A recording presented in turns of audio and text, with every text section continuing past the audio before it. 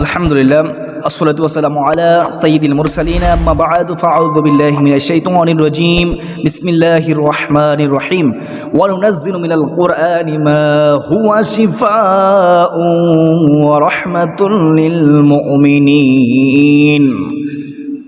নিশ্চয়ই এই কুরআন কারীম যিনি নাজিল করেছেন তিনি হচ্ছেন আমার আপনার রব আল্লাহ। যাহার উপর নাজিল করেছেন তিনি হচ্ছেন আমাদের কলিজার টুকরা নয়নমণি হযরত মুহাম্মদ মুস্তাফা সাল্লাল্লাহু আলাইহি ওয়াসাল্লামের উপরে নাজিল করেছেন সুদীর্ঘ 23 বছরে পর্যায়ক্রমে। সুপ্রিয় দ্বীনী ভাই বোনেরা, এই কুরআন কারীমের মধ্যে আল্লাহ রাব্বুল আলামিন বলেন, সূরার নাম সূরা বনী ইসরাঈল, আয়াত হচ্ছে 82। এই 82 নং আয়াতটির মধ্যে আল্লাহ তাআলা বলেন যে আমি কুরআন কারীমের মধ্যে যাহা কিছু নাজিল করি তাহা হচ্ছে মুমিনদের জন্য রহমত, মুমিনদের জন্য রোগ মুক্তি, শেফা। সুবহানাল্লাহ সুবহানাল্লাহ। তা আসুন আমরা এই কুরআন কারীমের মাধ্যমে আমরা আমাদের গ্যাস্ট্রিক যে রোগ রয়েছে সে গ্যাস্ট্রিকের রোগ আমরা দূরীভূত করব। আমার উপর রব কোন আয়াতের বরকতে, কোন আমলের মাধ্যমে আমাদের উপর সন্তুষ্টি হয়ে আমাদের গ্যাস্ট্রিকের রোগটা দূর করে দিবেন, আমরা আজকের এই ভিডিও থেকে জানতে পারবো। মনোযোগ দিয়ে শুনবেন, অনেক গুরুত্বপূর্ণ ভিডিও। গ্যাস্ট্রিকের বেদনা যার রয়েছে সেই বুঝে।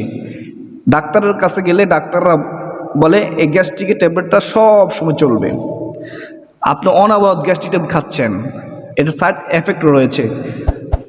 আপনি যদি আমি যে বলি ও যদি আমলটি করতে পারেন ইনশাআল্লাহ আপনার এই গ্যাস্ট্রিকের ব্যথা বেদনা, গ্যাস্ট্রিকের সমস্যা আল্লাহ রাব্বুল আলামিন আপনার সন্তুষ্টি হয়ে আমলের বরকতে, আয়াতের বরকতে, কোরআনের বরকতে, কোরআনের শ্রেষ্ঠ মজার কারণে আপনার রোগ দূর করে দিবেন। সূরার নাম হচ্ছে সূরাতুল ইমরান, আয়াত হচ্ছে 8 নং আয়াত। এই সূরা ইমরানের আয়াত হচ্ছে 200, রুকু হচ্ছে 20। এটা মক্কা মদিনা অবতীর্ণ হয়েছে, এটা মদিনা অবতীর্ণ হয়েছে। এই সূরার মধ্যে এমন একটি আয়াত রয়েছে, আয়াতটি হচ্ছে 8 নং আয়াত।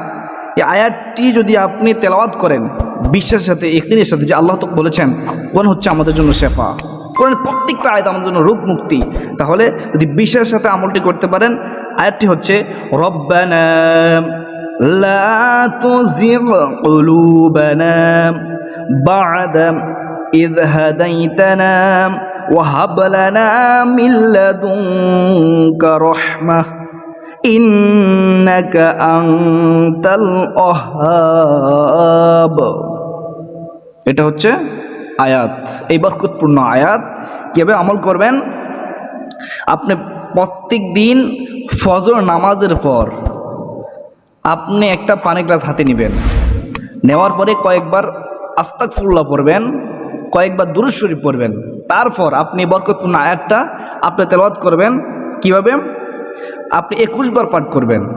21 বার পাঠ করার পর আবার আপনি কয়েকবার দুরূদ শরীফ পড়ে আপনার হাতের মধ্যে যে গ্লাস পানি ভর্তি গ্লাসের উপরে এবার ফু দিয়ে আপনি সেই পানি পান করবেন। সুপ্রদিনী ভাই বোনেরা, আমরা অনেকে গ্যাস্ট্রিক বৃদ্ধিকারী যে খানা রয়েছে সে খাদ্য আমরা ভক্ষণ করে থাকি গ্যাস্ট্রিকের বেদনা থাকার পরেও, এগুলো আপনাদের পরিত্যাগ করতে হবে। আপনি সুন্নত তরিকায় খাদ্য গ্রহণ করতে হবে, সুন্নাত তরিকায় আপনি পানীয় পান করতে হবে, তাহলে অবশ্যই আপনি ফলাফল পাবেন। আর বিশেষ করে আপনাকে 5 ওয়াক্ত নামাজ পড়তে হবে, আপনাকে গুনাহ থেকে বেঁচে থাকার চেষ্টা করতে হবে। যদি আপনি আল্লাহ তাআলার হুকুম হাকামগুলো মেনে এই আমলটি করতে পারেন, ইনশাআল্লাহ আপনার এই পেটের যন্ত্রণা, আপনার এই গ্যাস্ট্রিকের বেদনা আল্লাহ রাব্বুল আলামিন দূর করে দিবেন। আসুন আমরা আয়াতটি সহিষ্ণুভাবে শিখে নেই। আপনি আমলটি কিন্তু করে যাবেন যতদিন পর্যন্ত আপনি ভালো না হন। দেখেন আয়াতটি আমরা সহিষ্ণুভাবে শিখে নেই। রব্বানা রব্বানা লা তুযিগ কুলুবানা। আপনি কোরআন কারীম দেখে দেখেও পড়তে পারেন, তাতে কোনো সমস্যা নাই। আপনি যদি মুখস্থ না করতে পারেন, আপনি ওই সকালবেলায় ফজরের পরে আপনি কোরআন শরীফ খুলবেন, খুলে আপনি সূরাতুল আল ইমরানের 8 নং আয়াতটি আপনি দেখে দেখে 21 বার পাঠ করে আপনার পানিতে ফু দিয়ে আপনি খেতে পারবেন, কোনো সমস্যা নাই।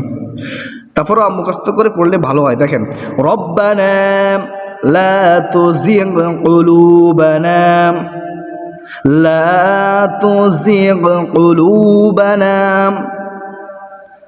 বা'দা ইয হাদাইতানা بعد إذ هديتنا وهب